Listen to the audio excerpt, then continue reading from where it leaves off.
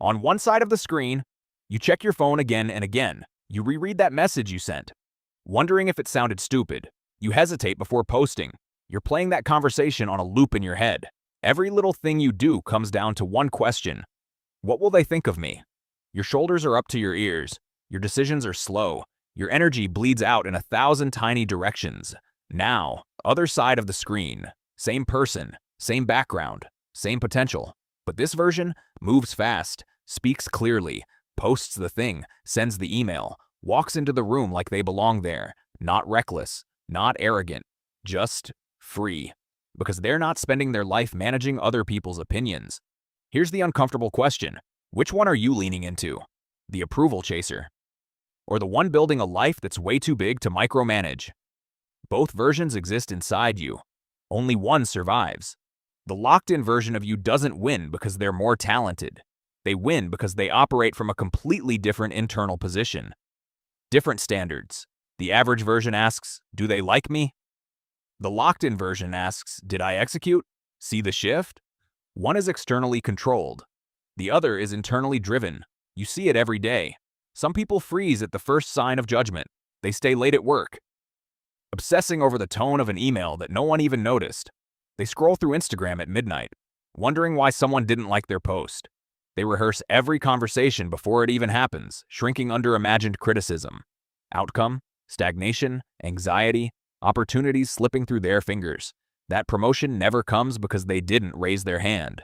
That idea never hits the market because they feared failure. They survive, but they don't live. Now look at the other version, the one who moves anyway. They raise their hand in meetings. They pitch the bold idea. They speak up in a room full of strangers even though their palms sweat. They post their work online, knowing criticism will come, and they welcome it because feedback is fuel. Outcome? Growth, influence, momentum. Their career accelerates. Doors open because they walk through them before anyone else even notices. Friends, colleagues, strangers, they feel their energy and take notice. They make mistakes, they stumble, but every misstep becomes a stepping stone. Here's the difference in simple terms. One version waits. Life decides. The other version moves. Life bends around them. It's not luck. It's identity. They've internalized something most people never do. Awkwardness, discomfort, and judgment aren't threats. They're the currency of progress.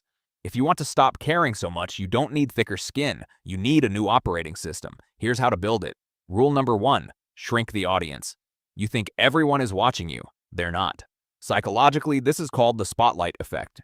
Your brain overestimates how much other people notice you. When you feel that pressure spike, tell yourself something simple. Most people are too busy thinking about themselves. Practical example.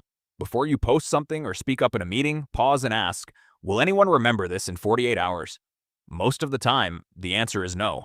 Pressure drops instantly. Rule number 2, build evidence, not approval. Confidence doesn't come from positive thinking. It comes from proof. Every time you act despite discomfort, your brain updates its internal model of who you are. You're not trying to feel confident first. You're collecting reps. Practical example, set a daily discomfort quota. 1 uncomfortable action per day. Send the risky email, share the unfinished idea. Speak first in the room.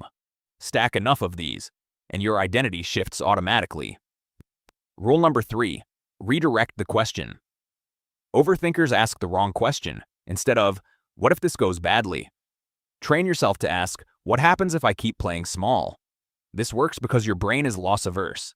It fears losses more than it values gains. When staying safe starts to feel more dangerous than taking action, behavior changes fast.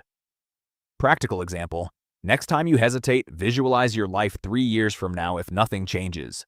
Feel that, then move. Rule number 4, normalize micro-embarrassment. The people who move fastest in life have one hidden trait. They are unusually comfortable being slightly embarrassed. They don't collapse when things get awkward. They expect it. Psychologically, this desensitizes your threat response. Practical example, once a week, deliberately do something mildly uncomfortable. Ask a question you're unsure about. Share an imperfect draft. Start the conversation first. You're training your nervous system to stay calm under social friction, and that changes everything. Listen carefully. Your life is not being held back by a lack of talent. It's being quietly suffocated by hesitation, by self-monitoring, by the exhausting habit of caring too much about people who are barely thinking about you. You don't need to become fearless. You just need to become less obedient to that anxious voice in your head. Because right now, today, both versions of you are still alive. The approval chaser and the one who executes. The question isn't which one is real. The question is which one you're done protecting. You don't need more confidence.